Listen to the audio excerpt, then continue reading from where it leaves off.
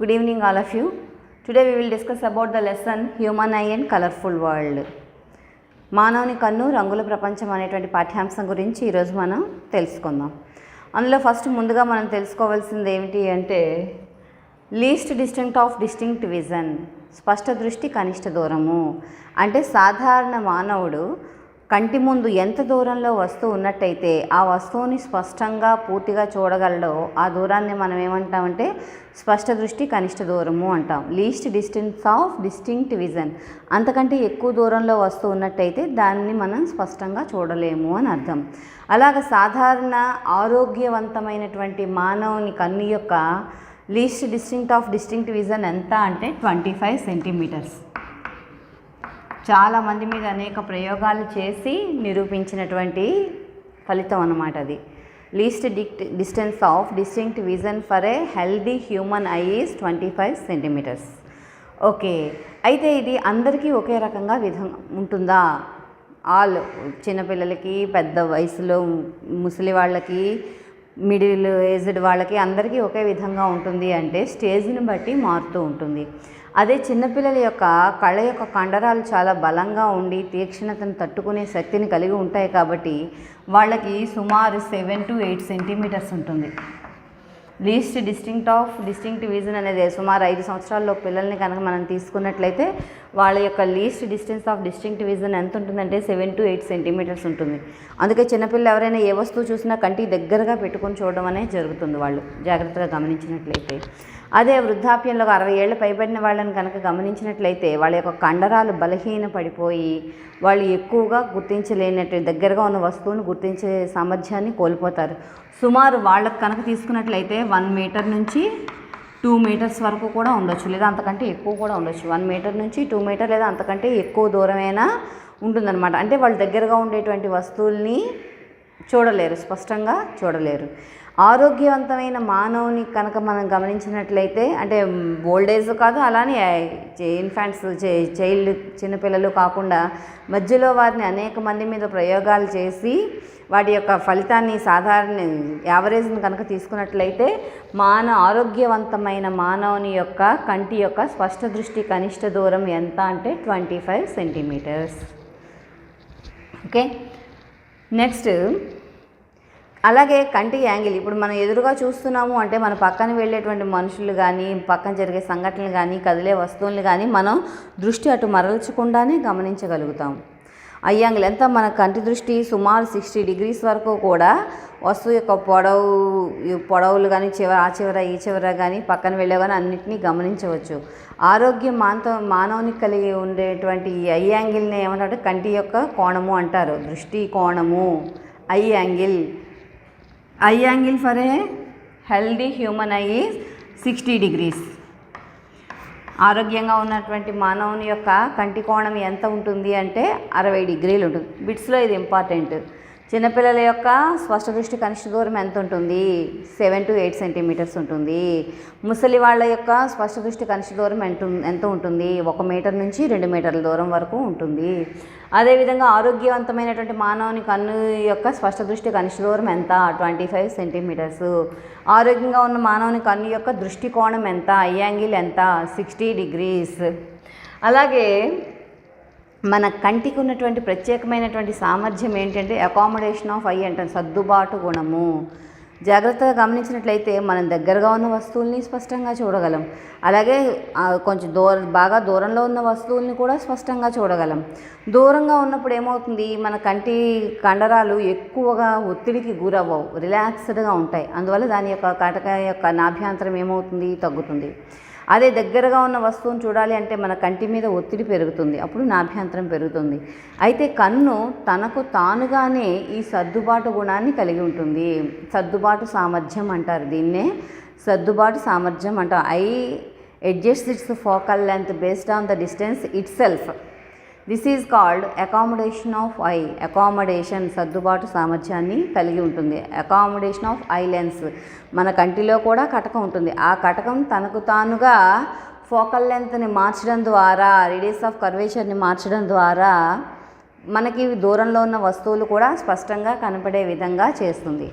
ఇక్కడ focal length radius of curvature గురించి ఎందుకు మాట్లాడుకుంటున్నాం, ఇమేజ్ డిస్టెన్స్ గురించి ఎందుకు మాట్లాడటం లేదు అంటే కంటికి సంబంధించినంత వరకు image distance V is constant. ఎందుకు, ఎప్పుడు కూడా మన కంటి నిర్మాణాన్ని చూసుకున్నట్లయితే ఇక్కడ ఐ లెన్స్ ఉంటాయి, ఐ బాల్ ఇదంతా కూడాను, ఇక్కడ రెటీనా ఉంటుంది. సో కంటి మీద పడిన ఏదైనా దాని యొక్క ఇమేజ్ ఎక్కడ ఏర్పడుతుంది, మనకి రెటీనా మీదే ఏర్పడుతుంది. ఇది రెటీనా అని తీసుకున్నట్లయితే రెటీనా మీదే ఏర్పడుతుంది. సో ఐ లెన్స్ నుంచి రెటీనాకు మధ్య గల దూరమే మనకి V ఇమేజ్ డిస్టెన్స్. ఇది కాన్స్టెంట్, కంటికి మారిపోదు, V మారదు. కాబట్టి మనకి ఫోకల్ లెంత్ మారాలంటే ఏంటి మారాలి, రేడియస్ ఆఫ్ కర్వేచర్ మారాలి. రేడియస్ ఆఫ్ కర్వేచర్ని మార్చడం ద్వారా, ఫోకల్ లెంత్ని మార్చడం ద్వారా, లేదా ఆబ్జెక్ట్ డిస్టెన్స్ దగ్గరగా ఉందా దూరంగా ఉందా U విలువ మార్చడం ద్వారానే మాత్రమే మనకి వస్తువు స్పష్టంగా కనబడేలా చేయగలం. అంతేగాని ఇమేజ్ డిస్టెన్స్ అనేది ఫిక్స్డ్, మారదు, స్థిరంగా ఉంటుంది. సాధారణంగా హెల్దీగా ఉన్నటువంటి మానవునికి ఈ V అనేది డిస్టెన్స్ ఎంతవరకు ఉంటుందంటే 2.5 సెంటీమీటర్స్ నుంచి 2.27 సెంటీమీటర్స్. మినిమం 2.27, మ్యాక్సిమం 2.5 సెంటీమీటర్స్ ఉంటుంది. ఈ వాల్యూస్ ఎలా వచ్చాయో ఒకసారి చూద్దాం.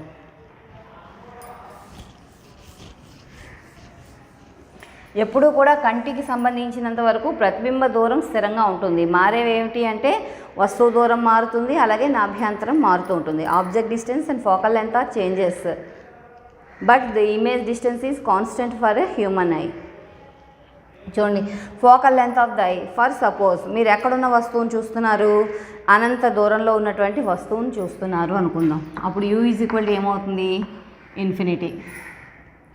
V ఈజ్ ఈక్వల్ టు ఎంత అవుతుంది, జనరల్గా 2.5 సెంటీమీటర్స్ అని మనం చెప్పుకున్నాం కదా. U ఏమో ఇన్ఫినిటీ, V ఎంత మనకి చెప్పుకున్నాం 2.5 సెంటీమీటర్స్. అనంత దూరంలో ఉన్నప్పుడు మనకి ఆబ్జెక్ట్ డిస్టెన్స్ మ్యాక్సిమం ఉంటుంది, దగ్గరగా ఉన్నప్పుడు మినిమం ఉంటుంది. అంటే ఫోకల్ లెంత్ ఇక్కడ మ్యాక్సిమం వస్తుంది అనమాట మనకి. V is equal to 2.5 centimetres. We already learn the lens formula. What is lens formula, 1/f is equal to 1/v minus 1/u. ఇక్కడ U వాల్యూ ఎప్పుడు కూడా మనకి కాన్వెక్స్ లెన్స్ అయినా కాన్కేవ్ లెన్స్ అయినా సరే కూడా మనకు మైనస్సే వస్తుంది. ఎందుకు, పోల్ నుంచి మనం మెజర్ చేస్తామని చెప్పుకున్నాం కదా, U వాల్యూ నెగిటివ్ వస్తుంది. కాబట్టి 1/f is equal to 1/v అంటే 1/2.5 సెంటీమీటర్స్ మైనస్ ఆఫ్ 1/- ఇన్ఫినిటీ. 1/∞ 0, కానీ ఈ మైనస్ ప్లస్ అయిపోతుంది, ప్లస్ 0 అనమాట. కాబట్టి 1/f is equal to 1/2.5 centimetres. Therefore F is equal to ఎంత అవుతుంది మనకి, 2.5 సెంటీమీటర్స్. అంతే కదా, 1/f 1/2.5 సెంటీమీటర్స్ అయితే F is equal to 2.5 centimetres. This is called F maximum. F value maximum ఎక్కడ ఉంటుంది మనకి, అనంత దూరంగా ఉన్నటువంటి వస్తువును చూసిన సందర్భంలో మనకి కంటి కటకం యొక్క నాభ్యంతరం గరిష్ట విలువను కలిగి ఉంటుంది. The focal length of the eye lens is maximum when the object is far distance or in infinite distance. ఇదే విధంగా ఒకవేళ ఆబ్జెక్ట్ కనుక స్పష్ట దృష్టి కనిష్ట దూరం దగ్గర పెట్టామనుకుందాం, then U is equal to minus, U value minus వస్తుంది కాబట్టి 25 centimetres. U is equal to 25 centimetres. V is equal to 2.5 centimetres. F minimum ఎప్పుడైతే ఈజ్ ఈక్వల్ టు ఎంత క్యాలిక్యులేట్ చేయాలి మనం. వస్తువు స్పష్ట దృష్టి కనిష్ట దూరంలో ఉన్నప్పుడు మనకి కనిష్ట నాభ్యంతరం ఉంటుంది. వస్తువు అనంత దూరంలో ఉన్నప్పుడు మనకి గరిష్ట నాభ్యంతరం ఉంటుంది. గరిష్ట నాభ్యంతరం మనకి ఎంత వచ్చింది, 2.5 సెంటీమీటర్స్ వచ్చింది. ఇప్పుడు కనిష్ట నాభ్యంతరం F minimum is equal to ఎంత వస్తుంది చూడండి, 1/f is equal to 1/v minus 1/u. So 1/f is equal to 1/v అంటే ఎంత, 1/2.5 మైనస్ 1/-25. ఎందుకంటే U వాల్యూ మనకు మైనస్ వస్తుంది. ఎప్పుడు కూడా పోల్ నుంచి తీసుకుంటాము, పోల్కి ఆపోజిట్ డైరెక్షన్లో ఆబ్జెక్ట్ ఉంది కాబట్టి నెగిటివే వస్తుంది అది. So 1/f is equal to 1/2.5 plus 1/25. దీన్ని కనుక మనం సింప్లిఫై చేసినట్లయితే F మినిమం వాల్యూ ఎంత వస్తుంది అంటే that is equal to 2.27 centimetres. So focal length యొక్క రేంజ్ ఎంత అంటే మన కన్ను సర్దుబాటు చేసుకునే సామర్థ్యం దేనికి మధ్యలో ఉంటుంది. F is equal to 2.27 centimetre, అలాగే F is equal to 2.5 centimetre. ఒకవేళ దృష్టి దోషం ఉన్నా సరే కూడా మన కంటి నాభ్యంతరం ఎప్పుడూ కూడా 2.5 కంటే తక్కువ కానీ లేదా 2.27 కంటే ఎక్కువ కానీ ఉండడం జరుగుతుంది. ఎప్పుడూ కూడా కంటి కటక నాభ్యంతరం ఈ యొక్క ఎఫ్ మినిమం 2.27 మ్యాక్సిమం 2.5 వీటి మధ్యలోనే ఉంటుంది. నెక్స్ట్ అయితే ఈ మధ్యలో ఉంచినప్పుడు కొన్ని సందర్భాల్లో మనం దగ్గర వస్తువుల్ని చూడగలము, దూర వస్తువుల్ని చూడలేము. కొంతమందికి కంటి కలిగేటువంటి దృష్టి దోషాలు ఏంటి, దగ్గర బాగా కనిపిస్తాయి, దూరంగా ఉన్నవి కనిపించవు. అలాగే ఇంకొంతమందిని చూసినట్లయితే దూరంగా ఉన్నవి బాగా కనిపిస్తాయి కానీ దగ్గరగా ఉన్నవి కనిపించవు. దూరంగా వచ్చి బస్సు నెంబర్ని చెప్పగలుగుతారు కానీ అదే బస్సు దగ్గరకు వచ్చినప్పుడు గుర్తించలేరు. ఇలాగా కంటికి కలిగేటువంటి ఈ దోషాలనే మనం ఏమంటామంటే దృష్టి దోషాలు అంటాం. ప్రధానంగా మనం ఈరోజు 3 దోషాల గురించి చర్చించుకుంటాం. ఒకటోది ఏంటి అంటే myopia, second one hypermetropia,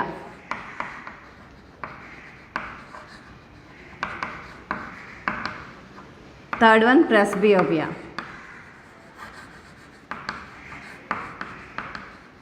myopia, hypermetropia and presbyopia.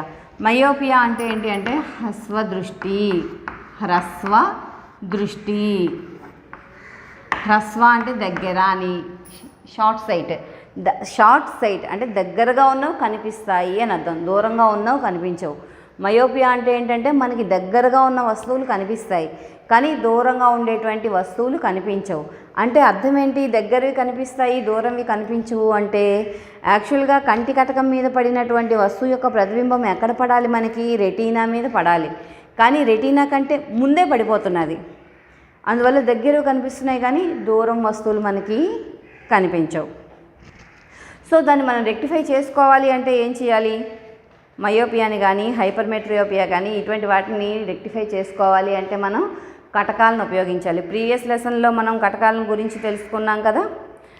అయితే మయోపియాని రెక్టిఫై చేయడం కోసం మనం ఉపయోగించేటువంటి కటకం ఏమిటి అంటే ద్విపుటాకార కటకము.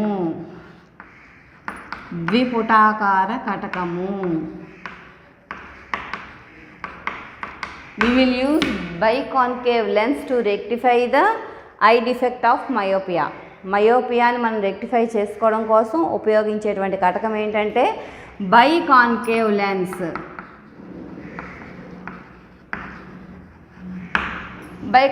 లెన్స్. ఎప్పుడైతే మనం బైకాన్కేవ్ లెన్స్ ఉపయోగించామో multiple refraction takes place and the image will be formed on retina only. కంటి ముందు మనం బైకాన్కేవ్ లెన్స్ పెట్టుకోవడం వల్ల చూడండి అక్కడ 4 సార్లు మనకి రిఫ్రాక్షన్ జరుగుతుంది. ఫస్ట్ సర్ఫేస్ ఒకటి, సెకండ్ సర్ఫేస్ ఒకటి,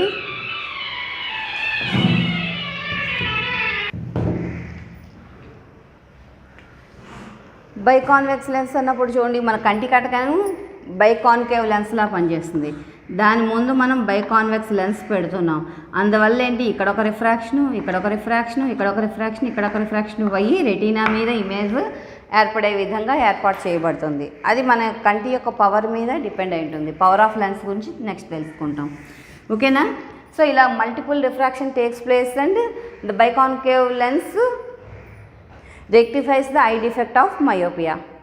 ఇన్ ద సేమ్ వే ఇదే రకంగా హైపర్మెట్రోపియా, దీన్నే మనం ఏమంటాము అంటే దీర్ఘదృష్టి. హైపర్మెట్రోపియా అంటే ఏంటంటే దీర్ఘదృష్టి. అంటే ఏంటి, మయోపియాలో ఏమవుతోంది, మన కంటి రెటీనా కంటే ముందే మనకి లైట్ రేస్ అన్నీ కన్వర్జ్ అయిపోయి ఇమేజ్ ఏర్పడిపోతుంది. హైపర్మెట్రోపియా అయితే రెటీనా మీద కాకుండా రెటీనాకి వెనుకని ఈ లైట్ రేస్ అన్నీ కూడా కన్వర్జ్ అవుతున్నాయి. అంటే ఏమవుతుంది, రెటీనా వెనుక ప్రతిబింబం ఏర్పడుతుంది కాబట్టి మనం స్పష్టంగా వస్తువుని చూడలేము, దూరంగా ఉండేటువంటి వస్తువుని స్పష్టంగా చూడలేము. ఆ దోషాన్ని మనం ఏమంటాము అంటే దీర్ఘదృష్టి. దూరంగా ఉన్నవి కనిపిస్తాయి, దగ్గరగా ఉన్నవి కనిపించవు. ఈ దగ్గరగా ఉన్న వస్తువు యొక్క ఇమేజ్ ఎక్కడ, రెటీనాకి వెనుక ఏర్పడుతుంది. అందువల్ల మనం ఏమిటి, దగ్గరగా ఉన్న వస్తువుల్ని స్పష్టంగా చూడలేం. ఈ దోషాన్ని మనం ఏమంటాం, దీర్ఘదృష్టి లేదా హైపర్మెట్రోపియా అని చెప్పేసి చెప్పుకుంటాం. The image will be formed beyond the retina. So we cannot see clearly the object which is kept near in front of our eye. మన కంటి ముందు పెట్టినటువంటి వస్తువుని స్పష్టంగా మనము చూడలేము హైపర్మెట్రోపియా ప్రాబ్లం ఉన్నప్పుడు. To rectify the problem we use biconcave lens.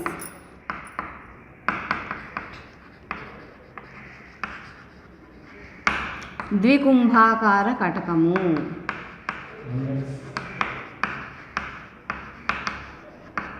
To rectify the problem we will use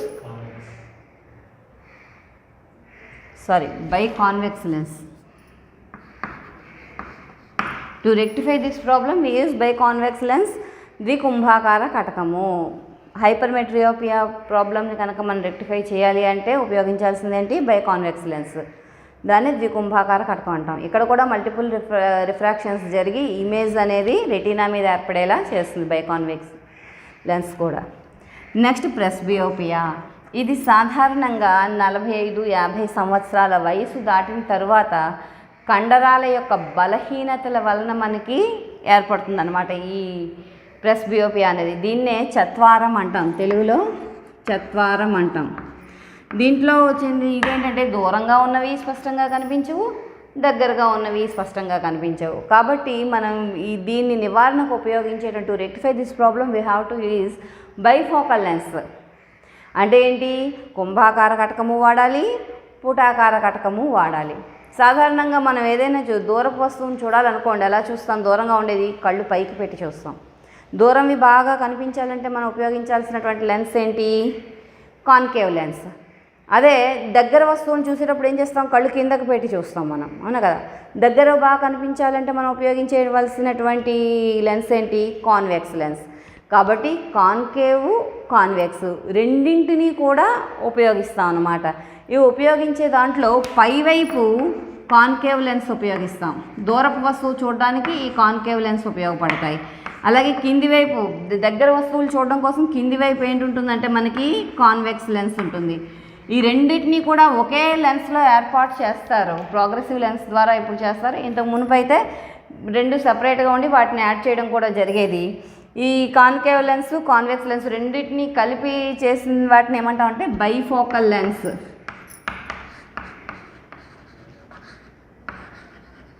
ద్వినాభీయ కటకాలు అంటాం.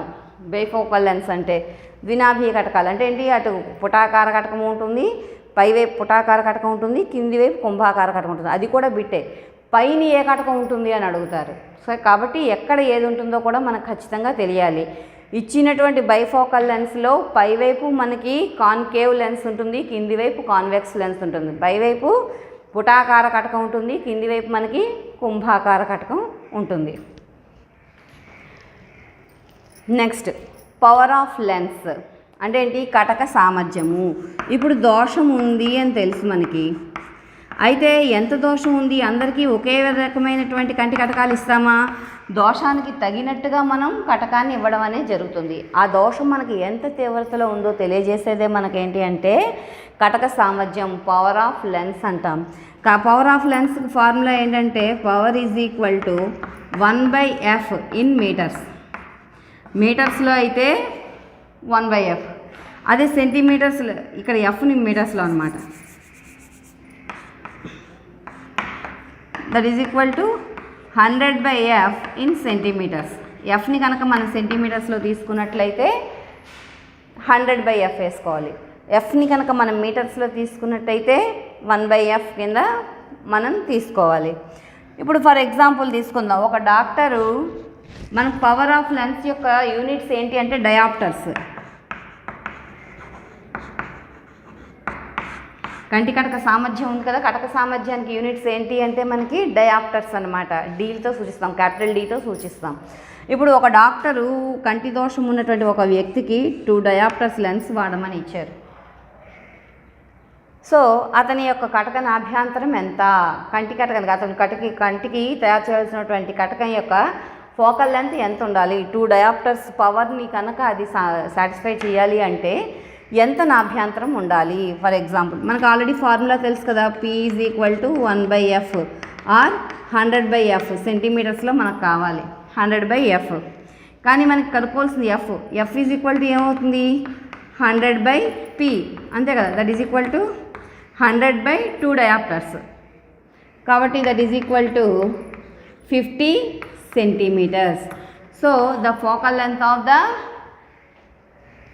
eye given power, for the given power we have to find the focal length of the eye. That focal length of the eye is 50 centimeters. So power of lens ఇచ్చారంటే మనం focal length కనుక్కోవచ్చు, focal length ఇస్తే power of lens మనం కనుక్కోవచ్చు. Thank you.